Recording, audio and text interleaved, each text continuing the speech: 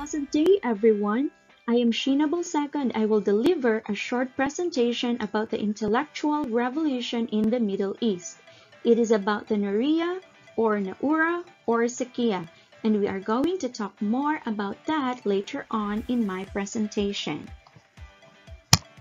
Now, the intellectual revolution in the Middle East happened during the Islamic Golden Age, and it is around 750 to 1258 CE. It is when the Nuria or Sakia was improved by the Arabs as they applied the Romans' principle. The word Nuria comes from the Arabic term Naura, meaning the first water machine. It was the earliest mechanical device propelled by means other than man or animal. Here we can see the parts of the Nuria. Now we have the paddles, the wheel, the hub, and the running stream. Of course, that is the river, and the water trough. Now when we say water trough, it is man-made or natural receptacle intended to provide drinking water to animals. But in this situation, in the water wheel, it is used to transfer the water that comes from the river to the dry land outside. Now, the most common description of a Nuria is a water wheel used for raising water from a river so that it can flow by gravity via aqueduct to villages and cultivated land for irrigation. Today, various types of machines are referred to as Nurias, with differences in structure, power, sources, and purpose. Some apply the term Nuria to refer only to water wheels used to elevate water powered by the flow of a river. Others use the term for a variety of water-lifting wheels or devices, whether it is rotated by animal, manpower, or river.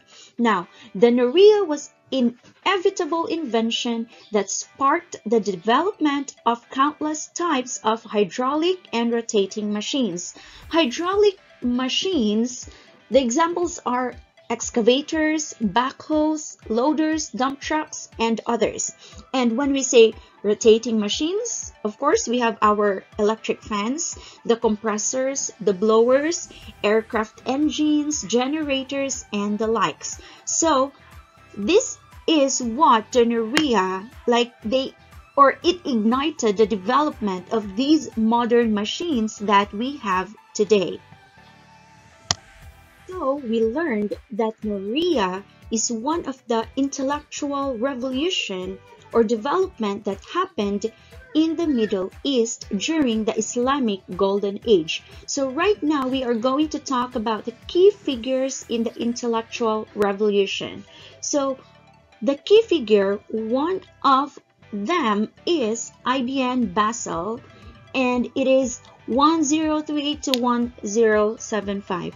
He is the first one who made improvement to the Nuria that was inspired from the principles of Romance. He is also the one who pioneered the use of flywheel in the Nuria and Sakia. The flywheel is used to smooth out the delivery of power from a driving device to a driven machine. So as what you can see in the picture, that is Ibn Basil, the agronomy genius, and he is one of the key figures in the intellectual revolution.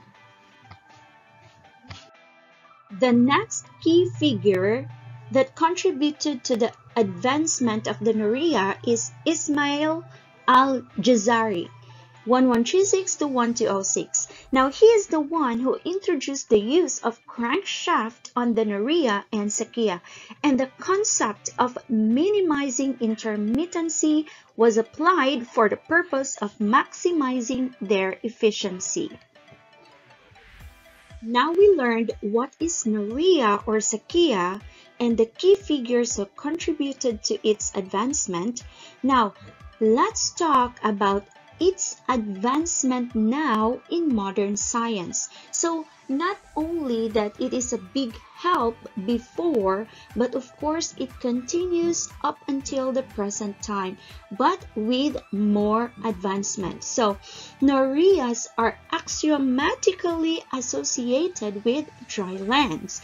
The invention of the Nuria was clearly an enormous leap forward in both technology and the cultivation of land.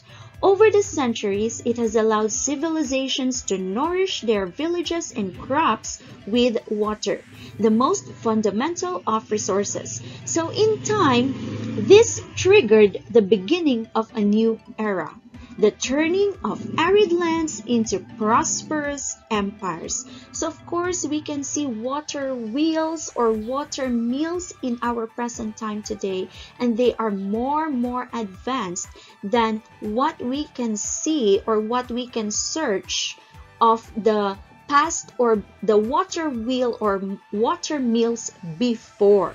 So that is the advancement in modern science, and thanks to the scientists and creators and inventors who contributed to the advancement of this kind of technology. So particularly what we're talking about now is the Nuria. Okay, let's continue. There are controversies that met the intellectual revolution. So let's talk about that. Now, the origin of the first Nuria remains a mystery. There are a few references to the Nuria in early literature that provide an idea of when they were first introduced into society. An important citation from the writings of Vitruvius mentions Nurias and other water lifting devices, suggesting they may have been introduced to Rome in the 1st century BC. With this, Vitruvius has been credited with creating and using a water wheel during Roman times. So, however, due to the evidence documented in Indian texts dating from around 350 BC, it is believed that the Nuria was developed in India around the 5th BC. There was this dispute against the origin of the water wheel. It has been suggested that the Kakavataka mentioned in an Indian text of c. 350 BC was a Nuria, but the other disagrees with this because they believe that it has originated in their respective regions or places. So there are other possibilities as well.